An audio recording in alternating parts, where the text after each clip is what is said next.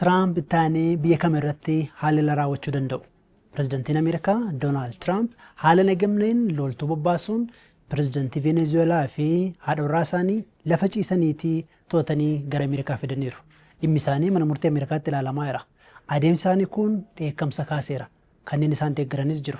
Yoo akkana ta'e biyyoonni kaanillee kan irree qaban jechuudha waan barbaadan gochuu danda'u ergaa jedhu dabarsaa jechaa jiru. Tiraamp ammallee biyyoota kaan irratti tarkaanfii akka fudhatan akeekkachiisaa jiru. Biyyoonni kunneen ee'uudha. Tokko tokko ilaalla.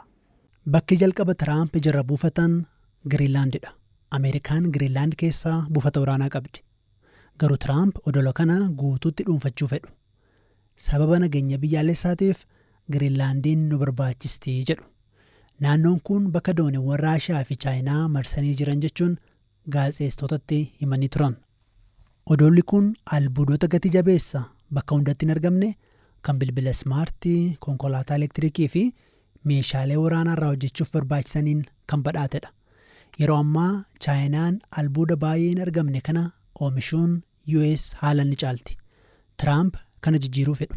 Odolli Giriinlaand qaama mootummaa Deenmaark yoo taatu US irraa gara kiiloomeetira 3,200 fagaattee argamti. Deenmaark sochii Tiraamp kana gurra qeensitee hordofaa jirti. Ministeerri muummee Giriinlaand yaada Tiraamp kana abjuudhaa jedhaniiru. Wanti biraa dagatamuu hin qabne Giriinlaand karaa Deenmaarkiin miseensa neetoodha. Miseensota neetoo keessaa tokko immoo Ameerikaadha. Venezuelaatti aanee biyyi biraa Tiraamp irratti xiyyeeffatan Kolombiyaadha. Kolombiyaan kun ollaa Venezuelaati.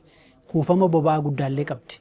Pireezidaant Tiraamp erga Venezuelaa irratti haleellaa raawwatan booda wanni isaan dubbatan tokko jira. Kolombiyaa nama dhukkubsataatu bulchaa jira jedhanii akeekkachiisan. Tarkaanfii akka irratti fudhatanis ifatti dubbataniiru.